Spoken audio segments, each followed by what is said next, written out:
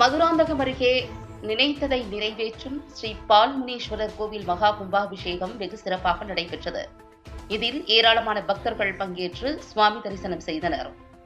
செங்கல்பட்டு மாவட்டம் மதுராந்தகம் அருகே உள்ள குருவாபதன்மேடு கிராமத்தில் எழுந்தருளியிருக்கும் நினைத்ததை நிறைவேற்றும் ஸ்ரீ பால்முனீஸ்வரர் ஸ்ரீ பத்ரகாளி காளிகாம்பாள் திருக்கோவில் ரூபாய் 50 லட்சம் செலவில் புதியதாக கட்டப்பட்ட திருக்கோவில் மகா கும்பாபிஷேகம் வெகு விமரிசையாக நடைபெற்றது.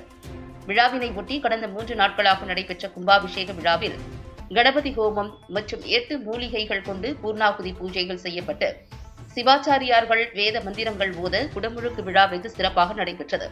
இதில் ஏராளமான பக்தர்கள் கலந்து கொண்டு கோபுர தரிசனம் செய்தனர்.